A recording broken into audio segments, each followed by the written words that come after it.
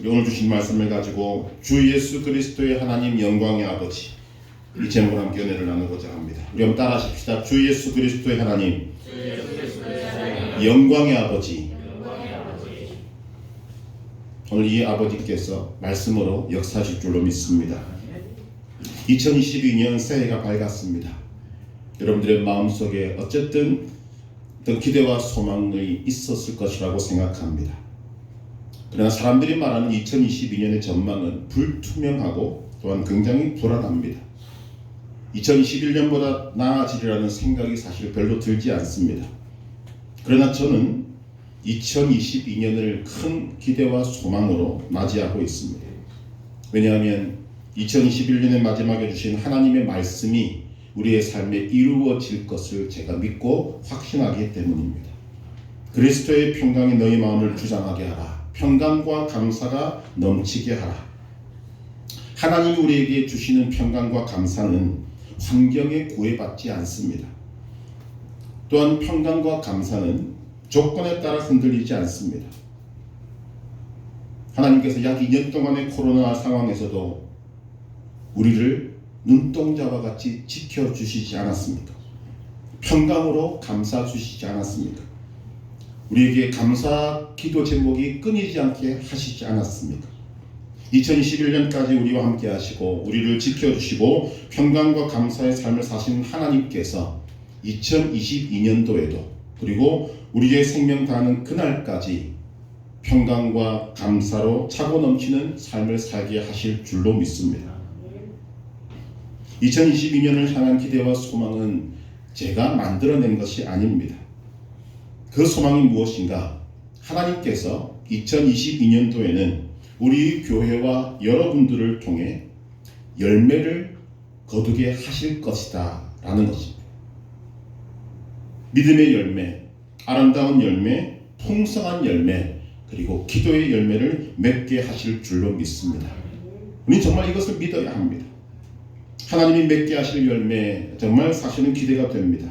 그런데 하나님이 우리를 위해 준비하신 풍성하고 아름답고 정말 우리에게 유익한 이 열매를 따기 위해서 우리가 반드시 해야 할 것이 있습니다. 그것이 믿음의 기도라는 것입니다. 열매를 맺게 하시는 분은 하나님이십니다. 하나님이 주시는 열매는 아름답고 풍성합니다. 그러나 그것을 따는 것은 우리의 몫입니다. 무엇으로 하나님이 우리를 위해 준비하신 그 아름답고 풍성한 열매를 딸 것인가? 우리의 기도라는 것입니다. 우리는 기도를 통해 열려있는 열매를 우리의 바구니에 담을 수 있습니다. 하나님의 밭에 아름답고 풍성한 열매가 많이 달려있지만 그것이 내 것이 되기 위해서는 그것을 우리는 따서 담아야 하는데 따는 도구가 바로 기도라는 것입니다. 기도로 열매를 따서 바구니에 담는 그것만이 내 것이기 때문입니다. 우리는 오랫동안 에베소서의 말씀을 우리 교회의 기도로 삼고 믿고 믿음으로 선포해 왔습니다. 이제 그 내용을 하나씩 살펴보려고 합니다. 오늘은 첫 번째로 우리는 누구에게 기도하는가? 기도의 대상은 누구인가? 이 문제를 함께 살펴보려고 합니다. 오늘 말씀에서 사도 바울은 에베소 성도들을 위해서 기도하고 있습니다.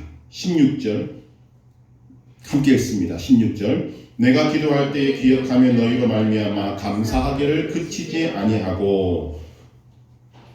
사도 바울의 마음속에 지금 에베소 성도들을 향해서 감사가 차고 넘치고 있습니다. 그리고 그들을 위해서 기도하는 내용이 그 다음에 있는데 목적은 무엇인가? 그들로 하여금 더욱더 하나님을 바르게 알게 하기를 원한다. 이것이 사도 바울이 에베소 성도들을 향해 하는 기도입니다. 17절 같이 읽겠습니다. 우리 주 예수 그리스도의 하나님 영광의 아버지께서 지혜와 계시의 영을 너희에게 주사 하나님을 알게 하시고. 아멘. 바울은 이 기도에서 우리의 기도의 대상에 대해서 분명히 밝히고 있습니다. 우리 주 예수 그리스도의 하나님 영광의 아버지. 우리의 기도의 대상이 누구인가? 이것을 아는 것은 굉장히 중요합니다. 첫째, 예수님이 증거하신 하나님이십니다. 우리의 기도의 대상은 예수님이 증거하신 하나님이십니다. 오직 예수 그리스도가 증거하셨고 예수 그리스도가 말씀하신 그분만이 참 하나님이시다라고 말하고 있는 것입니다. 사람들은 예나 지금이나 신에 대해서 나름대로 알고 있다고 말하고 나름대로 아는 그것을 이야기합니다. 그러나 사도 바울은 그들이 말하는 신, 그들이 말하는 하나님은 참 신도 아니요 참 하나님도 아니라고 지적합니다. 참 하나님은 어떤 분이신가? 오직 주 예수 그리스도가 증거하신 하나님밖에 없다는 것입니다. 왜 그렇습니까? 여러분, 인간은 신을 증명할 수 없습니다. 그렇다고 신을 인간이 상상해서 만들어낼 수 없습니다. 만약 인간이 상상해서 어떤 신을 만들어낼 수 있다고 한다면 그 신은 우상이지 참 신이 될 수 없는 것입니다. 참 신은 내가 참 신인 것을 직접 나타내고 알려주고 증명해야 하는 것입니다. 그것을 계시라고 합니다. 구약에서는 하나님께서 선지자를 통해 그리고 꿈과 환상을 통해 하나님 자신에 대해서 나타내셨습니다. 그러나 신약에서는 하나님이신 하나님의 아들이 직접 육신을 입고 오셔서 하나님에 대해서 증거하셨습니다. 성경은 이보다 더 확실하고 분명한 증거는 없다고 말하는 것입니다. 그러나 사람들은 여기에 대해서도 딴지를 겁니다. 예수가 하나님의 아들이라는 증거가 있느냐? 성경은 여기에 대해서 명확하게 말합니다. 있다. 가장 분명한 증거는 예수가 죽었다가 살아나셨기 때문입니다. 이 세상에 존재했던 사람들 중에 죽음을 정복한 사람은 없습니다. 그러나 예수님은 죽음을 정복하셨습니다. 이 예수님의 죽음과 부활을 두고 여러 가지 말들이 있는 것은 사실입니다. 예수님이 죽으신 직후에도 벌써 제자들이 예수님의 시신을 훔쳐갔다는 소문을 퍼뜨렸고 그것이 퍼졌습니다. 지금까지도 그것이 지속되고 있습니다. 또 예수는 실제로 죽은 것이 아니라 죽기 일보 직전까지 간 상태까지 갔다가 무덤에 들어가서 정신이 깨어서 살아났다라고 말하는 것들도 지금도 존재합니다. 그러나 성경은 예수님이 확실하게 죽었다는 것을 말하고 있습니다. 그 증거가 로마 군인이 그 옆구리를 창으로 찔렀을 때 거기서 물과 피가 쏟아졌다라는 것입니다. 산 사람은 피는 쏟아질지 모르지만 물은 쏟아지지 않습니다. 이것은 예수님이 분명히 죽었음을 보여주는 사실입니다. 그리고 십자가에서 죽으신 그 예수님이 죽음에서 다시 영광스럽게 부활하시고 한두 사람이 아니라 수많은 사람들에게 자신의 부활한 몸을 나타내셨고 하늘로 올라가셨습니다. 그 결과로 지금도 세계 곳곳에서 구원의 역사가, 예수 이름으로 일어나는 구원의 역사가 일어나고 있는 것입니다. 예수님이 증거하신 그 하나님, 그분이 우리의 기도의 대상이십니다. 두 번째 우리의 기도의 대상이 누구신가? 영광의 아버지라고 말합니다. 여러분이 영광이라는 말의 원뜻은 깨끗하다는 것입니다. 그런데 그 깨끗한 것이 더 이상 깨끗해질 수 없을 만큼 깨끗하게 된다면 인간이 이런 것들을 만들어낼 수는 없지만 그것이 정말 끝까지 깨끗해진다면 거기에서 빛이 나고 광채가 나게 된다고 합니다. 그것이 하나님의 영광입니다. 이 영광은 정결함과 거룩함으로 연결되는 것입니다. 물론 하나님의 영광을 인간의 말로 다 표현할 수는 없습니다. 얼마나 깨끗하고 얼마나 정결하고 얼마나 거룩하신지 천사조차 그 앞에서 얼굴을 들지 못하고 있습니다. 그분이 우리의 기도의 대상이라고 하는 것입니다. 세 번째로 우리의 기도의 대상이 누구신가? 놀랍게도 그분이 우리의 아버지이시라고 말씀하고 있습니다. 누누이 말씀드립니다만 부모의 사랑은 참 큽니다. 그런데 그 부모도 때로는 이기심으로 사랑할 때도 있습니다. 그런데 이렇게 깨끗하고 정결하고 거룩하신 모습 그대로 하나님께서 우리에게 사랑을 베푸신다면 그 사랑은 얼마나 놀라운 사랑이겠습니까? 그런데 하나님은 그 사랑이 바로 나의 사랑이다. 그것이 바로 나 아버지다라고 말씀해 주고 계시는 것입니다. 하나님은 이런 사랑으로 우리에게 아버지가 되어주십니다. 우리의 기도의 대상은 예수님이 증거하신 영광의 아버지십니다. 우리는 이런 분께 기도하는 것입니다.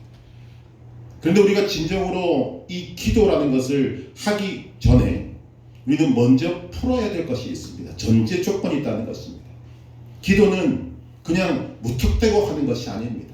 믿음의 사람들이 많이 놓치고 있는 부분이지만 기도하기 전에 우리가 먼저 해결해야 될 문제가 있다는 것입니다. 그것이 무엇인가? 우리는 기도하기 전에 먼저 하나님 앞에 서야 합니다. 하나님 앞에 나아가야 합니다. 사람들은 하나님 앞에 선다, 하나님 앞에 나아간다는 의미를 솔직히 잘 모릅니다. 믿는 분들도 잘 모릅니다. 그 하나님 앞에 나아간다는 것이 얼마나 우리에게 엄중한 것인가 하는 것을 잘 모른다는 것입니다. 여러분, 하나님 앞에 나아간다는 것의 의미를 어느 정도 알 수 있는 설명해주는 말씀이 성경에 있습니다. 에스더서를 보면 하만이라는 사람이 유대인을 전부 죽이려는 엄청난 계획을 세우고 그것을 실행에 옮깁니다. 이 사실을 한 모르드게가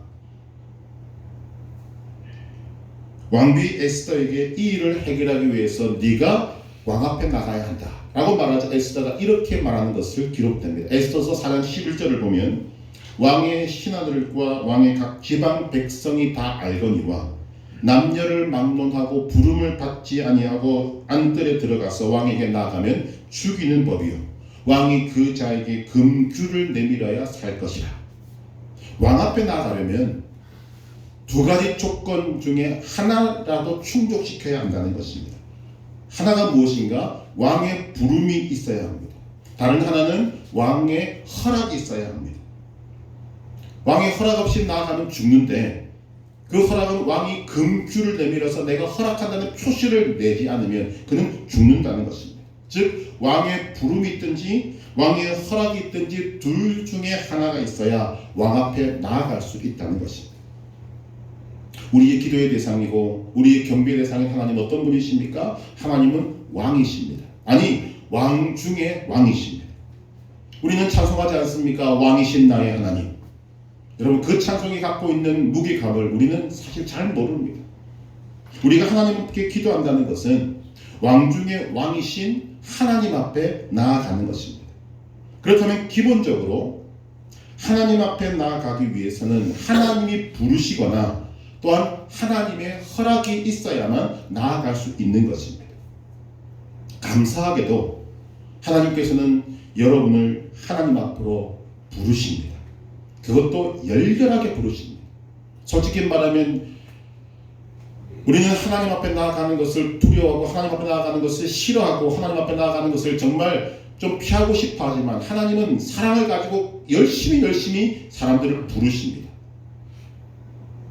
더 중요한 것은 하나님께서 여러분이 하나님 앞에 나올 수 있도록 이미 허락해 놓으셨다는 것입니다.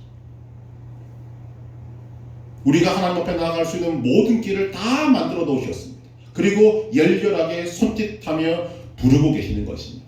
이것을 가장 잘 표현한 말씀이 히브리서 10장 19절에서 22절인데 읽어드리겠습니다. 그러므로 형제들아, 우리가 예수의 피를 힘입어 성소에 들어갈 담력을 얻었나니 그 길은 우리를 위하여 휘장 가운데로 열어놓으신 새로운 살 길이요 휘장은 곧 그의 육체니라.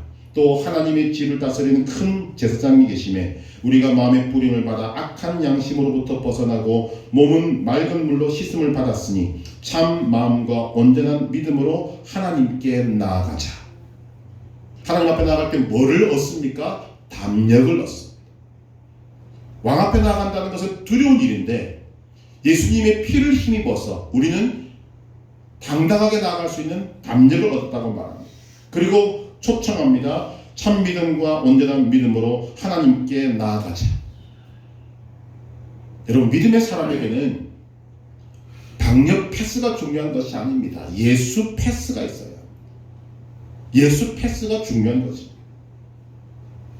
예수 패스, 즉 예수를 힘입어 예수의 피를 힘입어 우리는 하나님 앞에 나아가야 합니다. 왜냐하면 하나님 앞에 생명이 있고 하나님 앞에 축복이 있고 하나님 앞에 나의 모든 것이 있기 때문입니다. 그래서 우리에게 기도한다는 것 중요하지만 기도하기 전에 우리에게 중요한 것은 하나님 앞에 내가 서야 한다는 것입니다. 그 위치를 분명히 하고 확고하게 그 자리를 지킬 때 우리의 기도는 하나님께서 들으시고 응답하는 살아있는 기도, 역사하는 기도가 되는 것입니다. 우리가 이것을 분명히 할 때 오늘 우리는 하나님 앞에 하나님이 기뻐하시는 바른 기도, 응답받는 기도, 또한 하나님이 기뻐하시는 기도를 할 수 있게 되는 것입니다. 우리는 우리 기도의 대상이신 하나님을 부를 때 주님이라는 호칭을 많이 씁니다. 예수님을 부를 때 오늘 제목과 같이 주 예수 그리스도라고 부릅니다. 여러분, 주님이라고 우리가 부를 때 우리 마음속에는 꼭 누구를 지칭하고 있지는 않지만 우리는 예수님을 떠올립니다. 그런데 우리가 왜 예수님을 주님이라고 부르는가? 사실은 이 주라는 표현은 예수님에게 해당된 표현이 아니라 구약에서도 하나님 아버지, 신약에서도 하나님 아버지를 뜻하는 단어가 주라는 단어입니다. 아도나이. 그런데 왜 우리가 예수님을 주님이라고 부르는가? 초대교회 신자들이 예수님을 하나님으로 받았다. 성경에서 역사하시는 그 놀라운 하나님, 그 하나님을 예수님을 통해서 그 예수님을 참 하나님으로 받았다는 뜻에서 예수님을 주님이라고 부르는 것입니다. 그러니까 결국은 유대인들이 주님이라고 부를 때, 오늘 우리가 주님이라고 부를 때 실제적인 의미는 하나님 아버지를 뜻하는 것입니다. 또한 하나님이라는 칭호도 우리는 많이 씁니다. 우리가 하나님이라고 부를 때는 오늘 나의 삶에 역사하신 하나님, 나와 함께 하시는 하나님, 이런 하나님을 생각할 때가 많지만 우리가 이 하나님이라고 부를 때는 성경 전체에서 역사하시는 하나님을 떠오를 때 굉장히 많은 큰 유익이 있습니다. 이것을 구약의 사람들은 굉장히 잘 사용했다는 것입니다. 나중에 우리가 함께 살펴보게 될 것이지만 우리가 하나님이라고 부를 때 우리는 그 안에 좀 많은 것들을 담을 필요가 있습니다.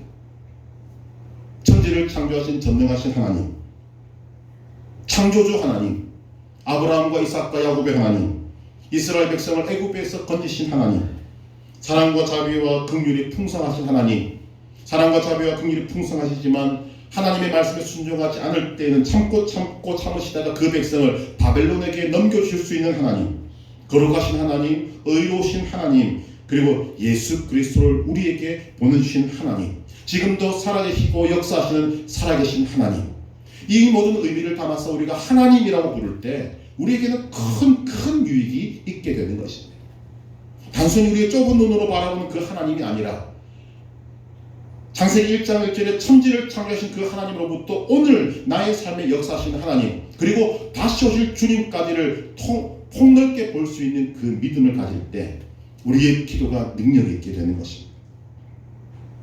여러분, 우리가 기도의 대상이 분명하지 않으면 바른 기도를 할 수가 없습니다. 또 우리가 기도하는 것이 어떤 의미인지를 모르면 우리는 하나님이 기뻐하시는 기도를 할 수 없습니다. 즉 기도의 유익을 우리가 누리지 못하게 된다는 것입니다.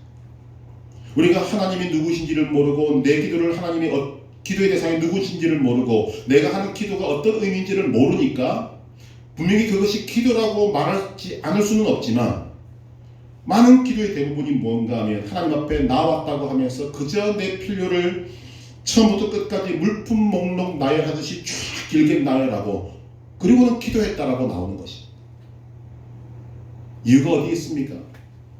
내가 지금 어디에 서 있는지, 누구 앞에 서 있는지, 그리고 내가 하나님 앞에서 기도하는 의미가 무엇인지를 모르니까 그냥 어떤 마트에 가서 그냥 목록을 바라보고 이거 주세요 저거 주세요 하는 그런 모습으로만 기도하고 우리는 기도 다 했다라고 여길 때가 참 많다는 것입니다.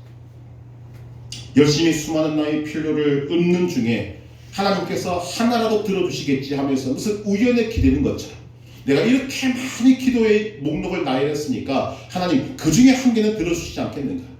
그러니까 이런 것들을 가지고 사람들이 뭐 하냐면 경쟁을 합니다. 누가 많이 필요를 구하는가, 누가 더 많은 필요를 구하는가, 누가 더 빨리 구하는가.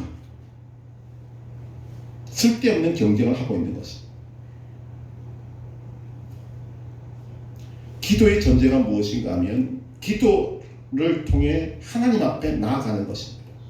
자, 그러면 하나님 앞에 나아가는 것이 기도의 전제라면 기도는 무엇인가? 나중에 우리 입술로 고백하는 것을 떠나서라도 기도는 살아계신 하나님을 만나는 것입니다. 하나님 앞에 나아가서 하나님의 성품이 어떤 것인지, 하나님의 뜻이 무엇인지를 확인하는 것이 기도입니다.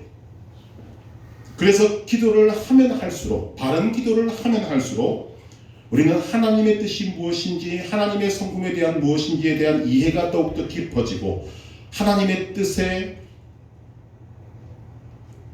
동화되어가는 나 자신을 발견하는 사람이 기도하는 사람입니다.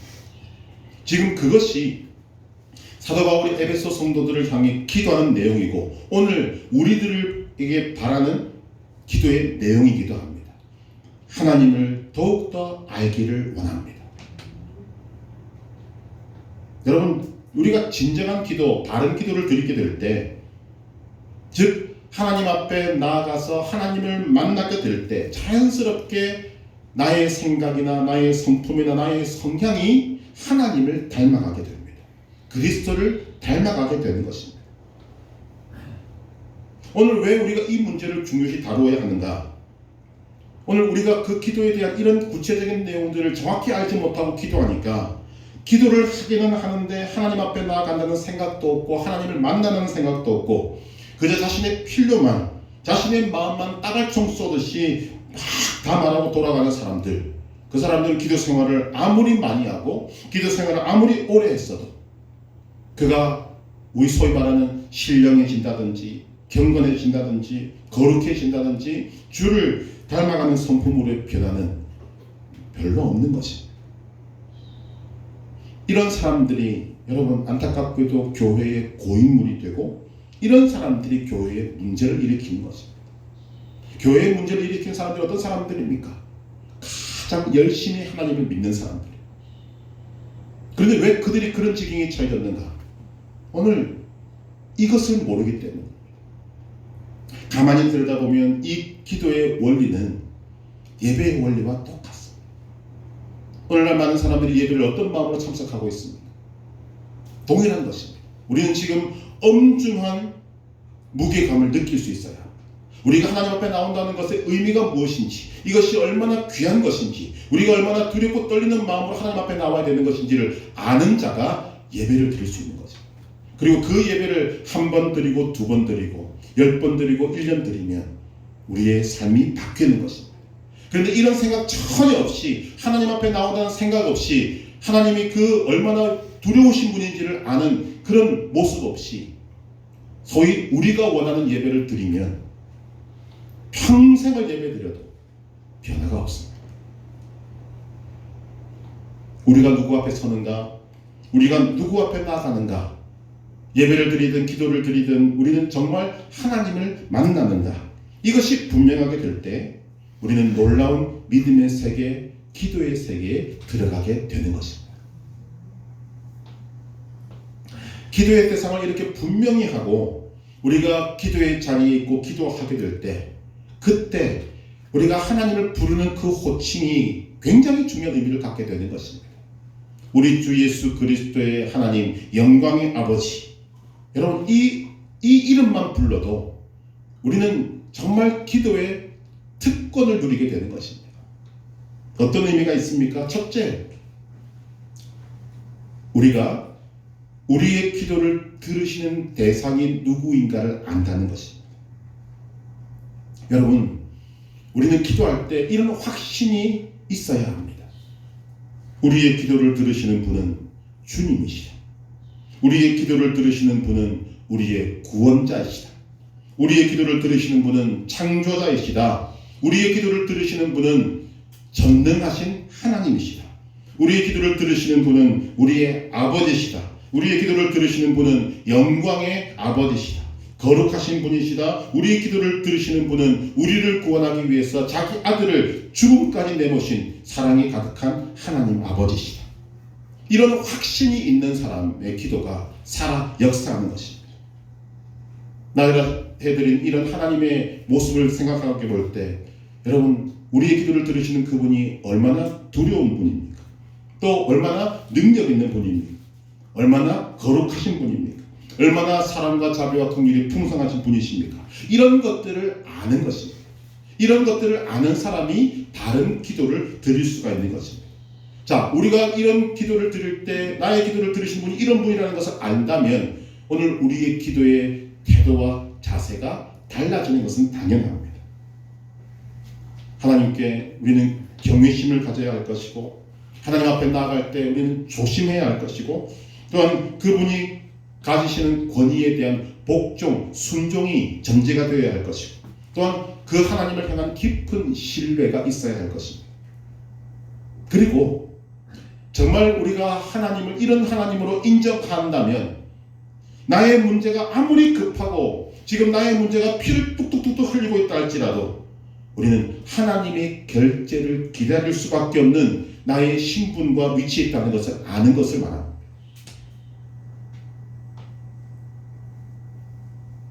우리는 기도할 때 우리의 기도를 들으시는 그분이 누구신지를 분명히 알고 기도해야 됩니다. 또한 기도의 의미가 무엇인가? 우리의 기도를 들으시는 인격자가 계시다는 것을 아는 것을 말합니다. 여러분, 우리의 기도는 듣는 대상이 없이 허공에 대고 소리 지르는 것이 아닙니다. 혼자 넋두리 하는 것도 아닙니다. 우리의 기도는 반드시 들으시고 응답하시는 살아계신 하나님이 계십니다. 그 하나님은 전지전능하셔서 우리의 작은 소리, 쉬는 소리조차 들으신다고 하십니다. 시편 77편 1절은 말합니다. 내가 내 음성으로 하나님께 부르짖으리니 내 음성으로 하나님께 부르짖으면 내게 귀를 기울이시리로다. 시편 77편 12절 또 주의 모든 일을 작은 소리로 읊조리며 주의 행사를 낮은 소리로 되뇌이리이다. 큰 소리를 내든 부르짖든 고함을 지르든 작은 소리로 읊적이든 속삭이든 아니면 그냥 소리 못 내고 속으로 앓든 우리의 기도를 들으시는 분이 계십니다. 여러분 믿으시기 바랍니다. 세 번째로 기도의 의미가 무엇인가 하면 우리의 기도를 들으시는 분이 아버지시라는 것입니다.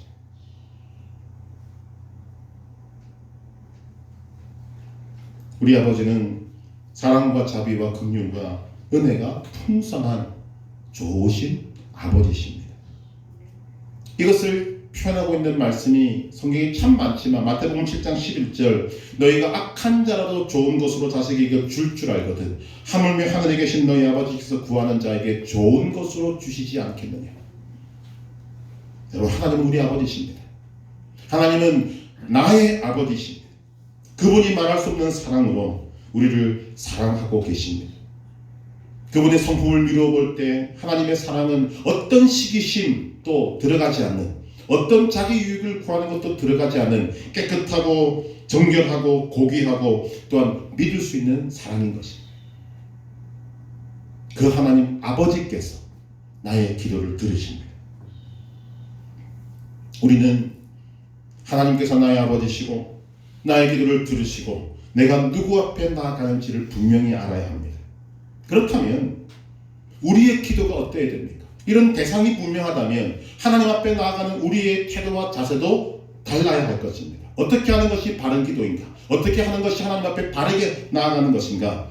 이를 위해서는 찬송과 기도로 가득한 시편을 우리는 참고할 수밖에 없습니다.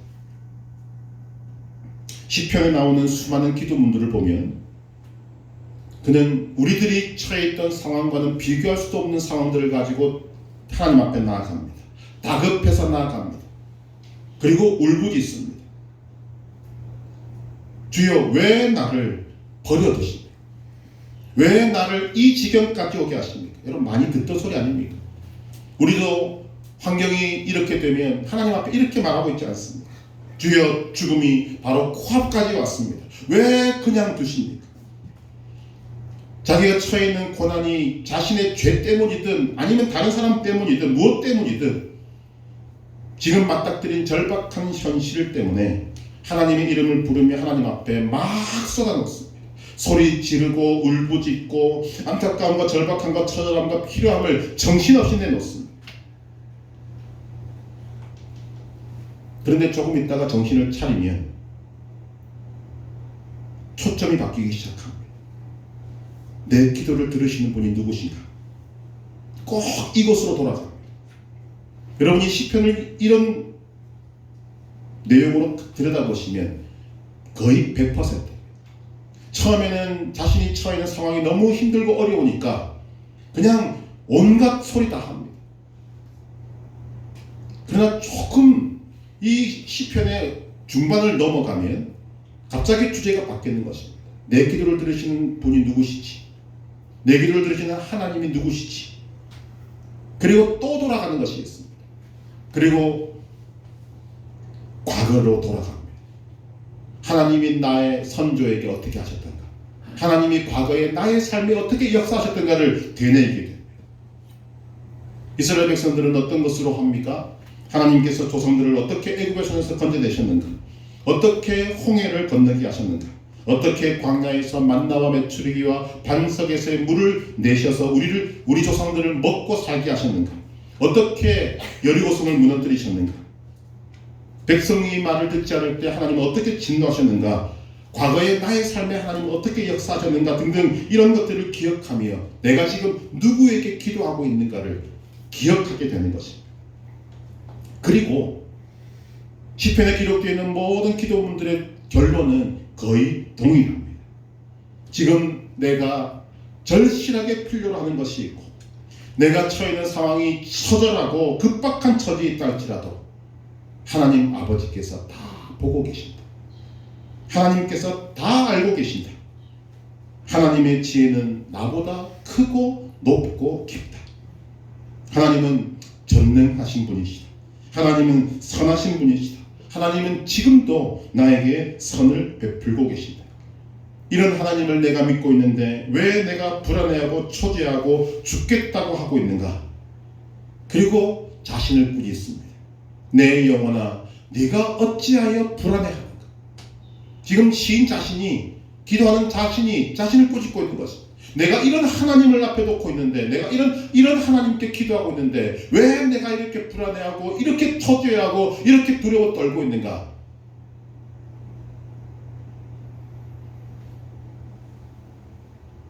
내가 불안하고 초조하고 두려워하는 이유는 나의 이 좁은 눈으로만 이 현실을 보고 있기 때문이다.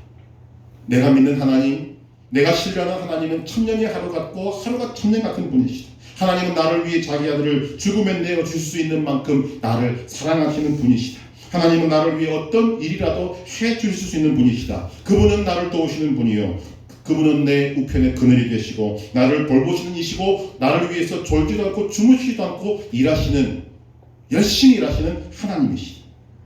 하나님은 예수 그리스도 안에서 모든 것을 합력하여 선을 이루시는 분이시다. 이런 것을 기도 중에 깨닫게 되는 것입니다. 기도 중에 바뀌게 되는 것입니다. 하나님 앞에 서고 보니 현실을 대하는 태도와 자세가 바뀌는 것입니다. 여러분 가만히 보십시오. 우리도 하나님 앞에 이런 모습으로 나올 때가 많이 있었습니다. 그러나 우리가 하나님 앞에 그렇게 기도 자리에 섰을 때 놀라운 것은 환경 바뀌지 않고 조건 바뀌지 않고 내가 처해 있는 처지 하나도 안 바뀌었는데 내 마음이 바뀌더라는 것입니다. 내 믿음이 바뀌더라는 것입니다. 이것이 기도의 능력입니다. 그리고 그때부터 환경도 바뀝니다. 내 마음이 바뀌지 않으면 환경이 바뀌어도 소용없습니다. 여러분 지금도 좋은 환경에 좋은 것을 먹고 사는 사람들 심령 속이 솔직히 말하면 제 심령과 비교할 때 너무나도 불안하고 초조하고 두려울 것입니다. 그러나 아무것도 없는 저지만 하나님 안에서 저는 평강을 누리고 있습니다. 이유가 무엇입니까? 내가 예배하는 하나님이 어떤 분이신지를 저는 알고 있기 때문입니다. 내가 기도하는 그 하나님이 어떤 하나님이신지 제가 알고 있기 때문입니다. 시편 126편 5절 6절은 이렇게 말합니다. 눈물을 흘리며 씨를 뿌리는 자는 기쁨으로 거두리로다. 울며 씨를 뿌리러 나가는 자는 반드시 기쁨으로 그 곡식당을 가지고 돌아오리로다. 이것은 오늘 주제와 견주어서 조금 해석을 하면 이런 것입니다. 하나님 앞에서 눈물을 흘리며 기도한 자는 기쁨으로 기도를 마치게 될 것이다. 하나님께 나아가 울며 기도한 자는 기쁨으로 일어나게 될 것이며 또한 기도의 열매, 기도의 곡식단을 가지고 돌아오게 되리로다. 이것이 기도의 능력입니다. 그런데 오늘 본문에서 사도 바울은 하나님 아버지에 대한 묘사를 더 깊게 하고 있습니다.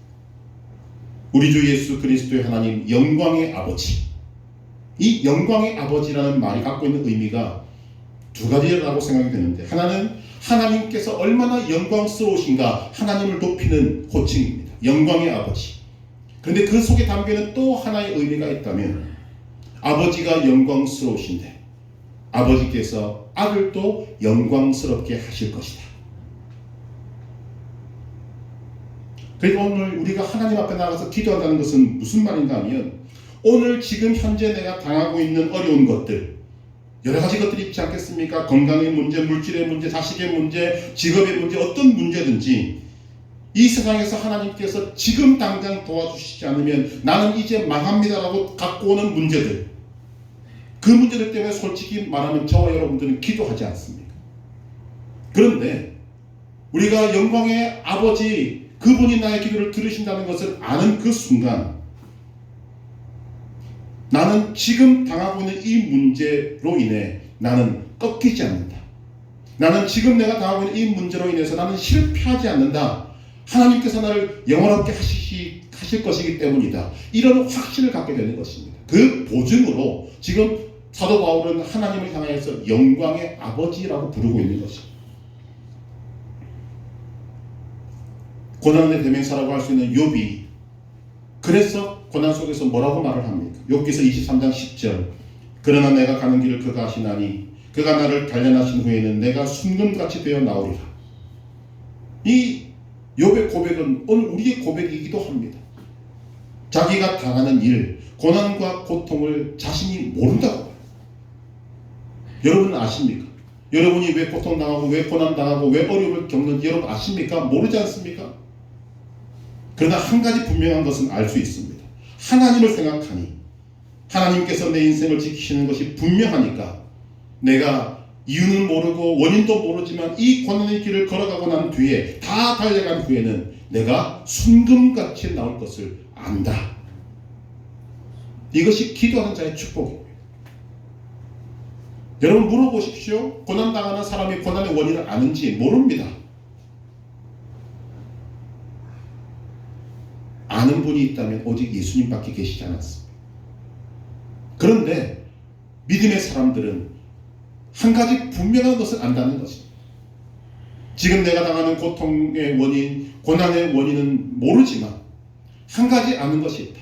이 길을 믿음으로 하나님을 붙들고 하나님 앞에 서며 기도하며 달려갈 때 이 길을 다 마친 후에는 내가 순금같이 나오게 될 것은 분명히 아는 것입니다.